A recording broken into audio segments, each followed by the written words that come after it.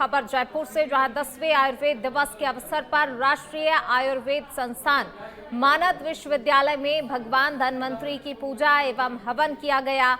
राष्ट्रीय आयुर्वेद संस्थान के कुलपति प्रोफेसर संजीव शर्मा ने बताया कि आज से हर साल 23 सितंबर को राष्ट्रीय आयुर्वेद दिवस मनाया जाएगा। इससे पहले हर साल धनतेरस को मनाया जाता था। इस साल जन जन के लिए आयुर्वेद, पृथ्वी के लिए आयुर्वेद की थीम पर मनाया जा रहा है। देश में आयुर्वेद दिवस पर आयुष मंत्रालय, भारत सरकार द्वारा राष्ट्रीय कार्यक्रम गोवा में आयोजित किया गया है। आज 23 सितंबर को पूरा देश और पूरा विश्व 10वां आयुर्वेद दिवस मना रहा है। ये हम सभी को ज्ञात है कि आम जनमानस की चेतना के लिए, जन जागरण के लिए आयुर्वेद दिवस का आयोजन किया जाता है। ये जो 10वां आयुर्वेद दिवस है, ये इस वर्ष गोवा में मनाया जा रहा है और उसमें कई वहाँ के मंत्री, हमारे केंद्रीय मंत्री और गोवा के राज्यपाल मुख्य अतिथि के रूप में वहाँ पर रहेंगे और उसके बड़े स्तर पर इसका आयोजन किया जा रहा है। इसके साथ साथ देश में सभी आयुर्वेदिक संस्थान और कई मंत्रालय इस आयुर्वेद दिवस का आयोजन कर रहे हैं और इसका जैसे बताया गया कि मुख्य उद्देश्य यही है कि किस तरह से हम जन चेतना जो है उसको जागृत करें आयुर्वेद के विषय को लेकर के। तो इस वर्ष का जो थीम आयुर्वेद दिवस के लिए निर्धारित किया गया है भारत सरकार की तरफ से, वो है Ayurveda for people and planet, यानी प्रत्येक व्यक्ति के लिए और इस पृथ्वी के लिए। पशुपालन विभाग से जुड़ी बड़ी खबर आपको बता रहे हैं। पशु परिचर भर्ती में चयनित अभ्यर्थियों के नियुक्ति आदेश जारी किए गए हैं। अंतिम चयनित 5,778 अभ्यर्थियों के नियुक्ति आदेश जारी किए गए हैं। प्रधानमंत्री नरेंद्र मोदी के हाथों दिए जाएंगे नियुक्ति पत्र। पशुपालन विभाग ने जारी किए हैं आदेश। तो 5,778 अभ्यर्थियों को जारी किए गए हैं नियुक्ति आदेश। प्रधानमंत्री नरेंद्र मोदी के हाथों दिए जाएंगे नियुक्ति पत्र। पशुपालन विभाग ने इसके लिए आदेश भी जारी कर दिए हैं। पशु परिचर भर्ती से जुड़ा ये मामला आपको बता रहे हैं।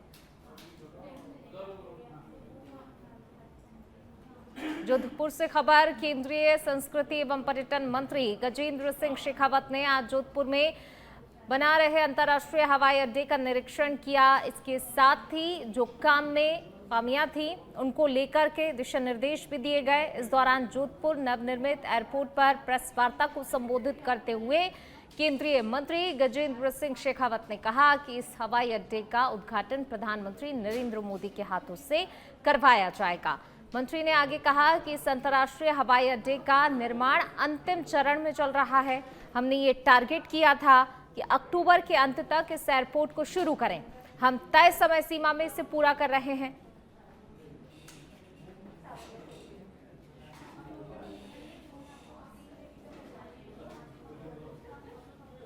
मेहरानगढ़ किला, जोधपुर का उम्मेद भवन पैलेस और पर्यटन से जुड़े हुए अन्य जोधपुर के आकर्षण,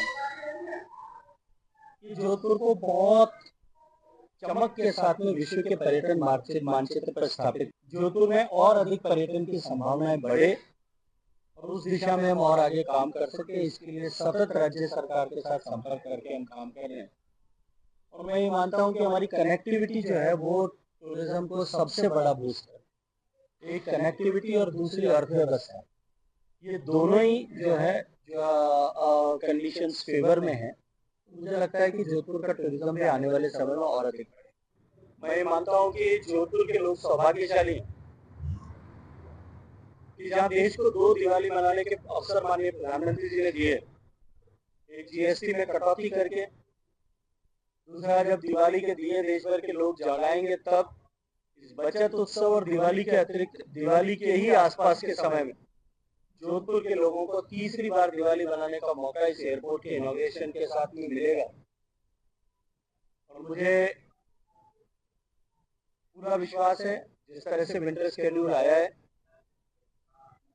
अब इस विंटर अक्टूबर के लगने के साथ ही जोधपुर में 13 फ्लाइट्स डेली शुरू हो जाएंगी। हमारी कनेक्टिविटी और बढ़ेगी। दिल्ली की फ्लाइट्स की संख्या भी बढ़कर के 3 हो जाएगी। मुंबई की संख्या भी बढ़ जाएगी। हमारी बेंगलोर के साथ, चेन्नई के साथ में और देश के अन्य बड़े शहरों के साथ में भी कनेक्टिविटी इसके बाद में सेटअप हो जाएगी। कोटा शहर में आयकर विभाग ने बड़ी कार्रवाई करते हुए एक कारोबारी के ठिकानों पर छापेमारी शुरू की। ये कार्रवाई इंद्रप्रस्थ औद्योगिक क्षेत्र रोड नंबर 5 स्थित मित्तल पिगमेंट प्राइवेट लिमिटेड की फैक्ट्री और मालिक रमेश अग्रवाल के घर समेत करीब 10 ठिकानों पर की जा रही है। जानकारी के मुताबिक दिल्ली मुख्यालय से आई आयकर विभाग की विशेष टीम इस पूरी कार्रवाई का नेतृत्व कर रही है, तो वहीं राजस्थान के आयकर अन्वेषण शाखा स्थानीय स्तर पर सहयोग कर रही है। माना जा रहा है कि विभाग की टीमें कंपनी के वित्तीय लेन देन, बैंक खातों, कंप्यूटर और लैपटॉप की गहन जांच कर रही हैं। तो देखिए, जिंक और माइनिंग कारोबार से जुड़ी हुई ये कंपनी है जिस पर शिकंजा कसा गया है। कारोबारी के ठिकानों पर आयकर विभाग ने दबिश दी कार्रवाई कर रही है। दिल्ली, कठुआ और नागपुर में लगातार सर्च ऑपरेशन चलाया जा रहा है। और देखिए, फिलहाल जो है ये कंपनी जिस पर दबिश दी गई है, आयकर विभाग की टीम ने कार्रवाई की है। कारोबारी के कई ठिकानों पर जो है कार्रवाई करने के लिए टीम पहुंची हुई है। जिंक और माइनिंग कारोबार से जुड़ी हुई ये कंपनी बताई जा रही है जिस पर आयकर विभाग ने शिकंजा कसा है। तो देखिए, कई अलग अलग जगह पर जो है सर्च ऑपरेशन चलाया जा रहा है, कार्रवाई की जा रही है। आयकर विभाग की टीम के द्वारा जो है दबिश दी जा रही है। अलग अलग ठिकानों पर दबिश दी गई है। दिल्ली, कठुआ और नागपुर में जो है आयकर विभाग की टीम के द्वारा दबिश दी गई है।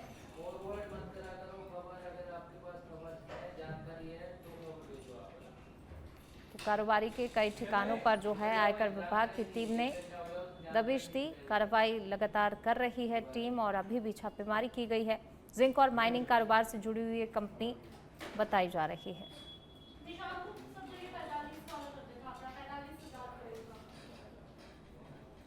चलिए बढ़ेंगे आगे। बांसवाड़ा के नापला में प्रधानमंत्री नरेंद्र मोदी के आगमन को लेकर तैयारियां जोर शोर से चल रही हैं। इसी के चलते बीजेपी नगर मंडल ने घर घर जाकर पीले चावल से आम जनता को कार्यक्रम में आमंत्रित किया है। पूर्व मंत्री रावत ने बताया कि प्रधानमंत्री नरेंद्र मोदी देश को कई महत्वपूर्ण सौगातें देंगे।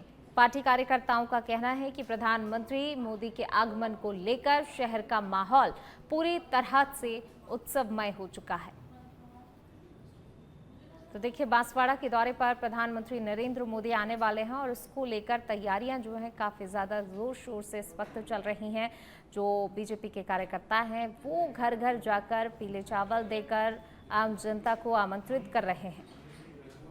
25 तारीख को हमारे प्रधानमंत्री जी नामला पधारे हैं। उनके स्वागत के लिए ढोल नगाड़ों के साथ ये आदिवासी इलाका, उस आदिवासी इलाके में यहाँ की पहचान ढोल, कुंडी, थाली लोकल हमारा वाद्य यंत्र है। तीर कमान हमारे पारंपरिक सिंबल हमारे पूर्वजों के। तो हमारे यहाँ के कार्यकर्ता ढोल, कुंडी, थाली के साथ, तीर कमान के साथ मोदी जी के स्वागत के लिए सभी जनता जनार्दन को निमंत्रण। बांसवाड़ा से खबर, जहां इस बार की दीपावली राजस्थान के लिए खास रहने वाली है। जी हां, प्रधानमंत्री नरेंद्र मोदी 25 सितंबर को जनजातीय क्षेत्र के दौरे पर आ रहे हैं। इस दिन प्रधानमंत्री नरेंद्र मोदी बांसवाड़ा के नापला गांव पहुंचेंगे। भाजपा नेता राजेंद्र राठौर ने बताया कि ये दौरा ऐतिहासिक रहने वाला है और दीपावली का जश्न डबल नहीं बल्कि ट्रिपल धमाके के साथ मनाया जाएगा। पहला, नवरात्रि में जीएसटी छूट से आमजन को राहत। दूसरा, दीपों का पर्व दीपावली। और तीसरा, सबसे बड़ा धमाका 45,000 करोड़ रुपए की लागत से बनने वाले न्यूक्लियर पावर प्लांट का शिलान्यास शामिल है। राठौर ने आगे कहा कि इस परियोजना से 3 लाख लोगों को रोजगार मिलेगा और राजस्थान को पर्याप्त बिजली भी मिलेगी। इसी के साथ रुके हुए रेलवे प्रोजेक्ट को भी गति मिलेगी। आगामी 25 तारीख को जनजातीय क्षेत्र के अंदर में प्रधानमंत्री नरेंद्र मोदी का ऐतिहासिक दौरा है। प्रधानमंत्री के दौरे को लेकर पूरे जनजातीय क्षेत्र के अंदर में उत्साह का माहौल है। हमारे साथ के अंदर में भारतीय जनता पार्टी के कद्दावर नेता, पूर्व प्रतिपक्ष नेता राजेंद्र राठौड़ हमारे साथ के अंदर में। राठौड़ साहब, प्रधानमंत्री जी का दौरा है, किस तरीके से? प्रधानमंत्री जी दुनिया के किसी भी देश में जाते हैं, क्योंकि दुनिया के सबसे लोकप्रिय नेता है, अपनी यादगार की अमिट छाप छोड़ कर आते हैं। इस बांगड़ क्षेत्र के अंदर, इस आदिवासी क्षेत्र के अंदर प्रधानमंत्री जी का आना और 50,000 करोड़ से ज़्यादा की लागत से बनने वाले इस देश के चित्तौड़गढ़ से खबर, जहां पर नवरात्र महोत्सव का मंगलवार को दूसरा दिन जिले के प्रमुख शक्तिपीठ पर अनुष्ठान लगातार जारी है। दुर्ग स्थित बाण माता में विशेष अनुष्ठान जारी है। यहां मेवाड़, मालवा, मारवाड़ से श्रद्धालुओं का तांता लगा हुआ है। बड़ी संख्या में श्रद्धालु माता के दर्शनार्थ के लिए पहुंच रहे हैं। थीम बेस पर बाण माता मंदिर में श्रृंगार किया जा रहा है। ऐतिहासिक चित्तौड़ दुर्ग पर बायन माता का मंदिर है, जो कि मेवाड़ राज परिवार की कुल देवी है, एवं पास में ही अन्नपूर्णा माता का भी मंदिर है, जो मेवाड़ राज परिवार की इष्ट देवी भी है। यहाँ विशेष नवरात्र महोत्सव में विशेष अनुष्ठान जारी है और विशेष श्रृंगार सभी के आकर्षण का केंद्र रहते हैं।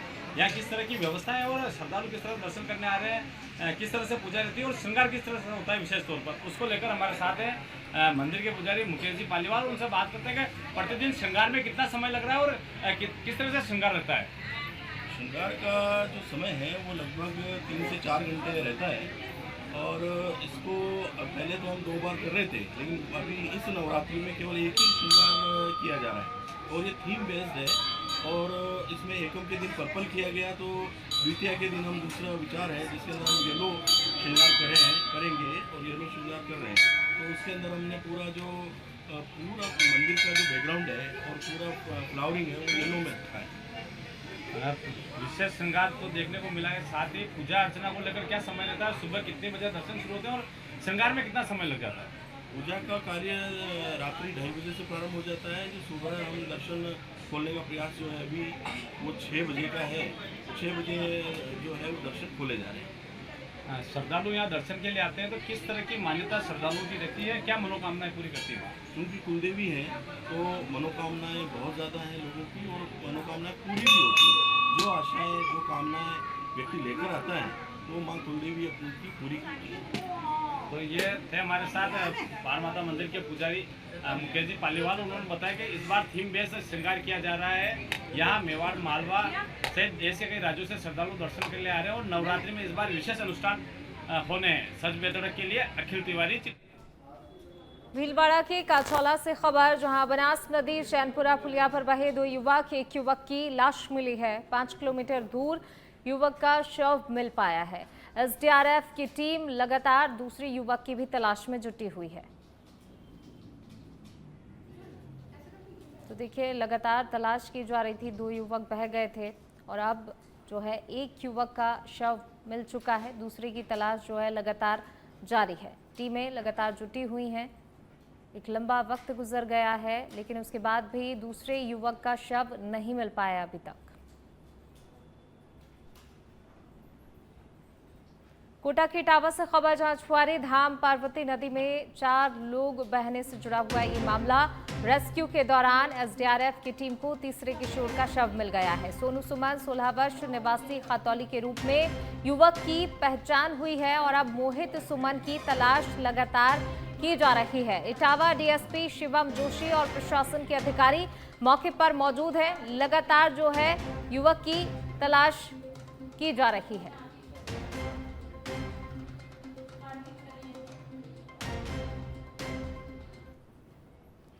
श्रीगंगानगर के पदमपुर से खबर, जहां उपखंड कार्यालय पर ग्रामीणों का प्रदर्शन देखने को मिला। ग्राम पंचायत 20 बीवी के ग्रामीणों का प्रदर्शन देखने को मिला है।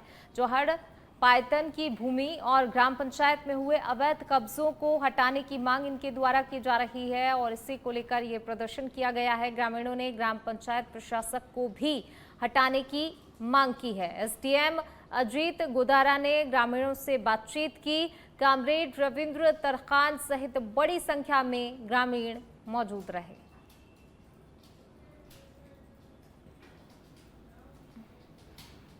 खाजूवाला से खबर, उत्साह और श्रद्धा के साथ 9 दिवसीय रामलीला का शुभारंभ किया गया। इस अवसर पर खाजूवाला विधायक डॉक्टर विश्वनाथ मेघवाल मुख्य अतिथि के रूप में उपस्थित रहे। रामलीला मैदान में आयोजित कार्यक्रम की शुरुआत परंपरागत रीति रिवाजों के साथ की गई। विधायक ने कहा कि रामलीला केवल धार्मिक आयोजन ही नहीं, बल्कि ये हमारी संस्कृति और मर्यादा पुरुषोत्तम भगवान श्री राम के आदेशों को जन जन तक पहुंचाने का सशक्त माध्यम है। तो वहीं आगामी 2 अक्टूबर को दशहरे का भव्य आयोजन भी किया जाएगा।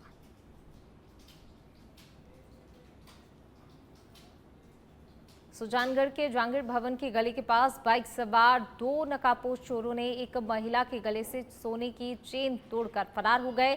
वारदात के बाद से महिलाएं दहशत में हैं। वारदात की सूचना तुरंत ही थानाधिकारी बेगाराम मीणा को भी दी गई। सीसीटीवी कैमरे में नकाबपोश बाइक सवार कैद हो गए, तो वहीं पुलिस आरोपियों की तलाश में लगातार जुटी हुई है।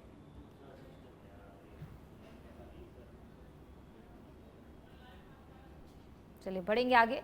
भीलवाड़ा के बनेड़ा से खबर, अज्ञात वाहन ने बाइक को टक्कर मार दी। हादसे में बाइक सवार युवक घायल हुआ है। सूचना मिलते ही पुलिस मौके पर पहुंची है।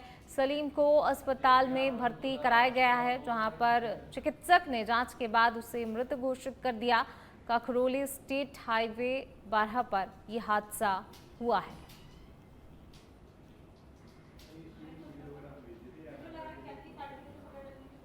और अब खबर भरतपुर के बयाना से, जहां भरतपुर के उप जिला अस्पताल बयाना में इन दिनों चोरों के हौसले बुलंद होते हुए नजर आ रहे हैं। दरअसल मंगलवार को अस्पताल परिसर में इलाज के लिए आए एक मरीज की जेब से अज्ञात चोर 25,000 रुपए निकालकर फरार हो गए। इस घटना से अस्पताल में अफरा तफरी मच गई और लोग अपनी जेबें भी टटोलते यहां पर नजर आए। मूल रूप से उपखंड के मुआवले गांव निवासी जगदीश जाटव ने बताया कि वह मंगलवार को ओपीडी में डॉक्टर को दिखाने आया था और इसी दौरान किसी अज्ञात व्यक्ति ने पीछे की जेब से 25,000 रुपए निकाल लिए।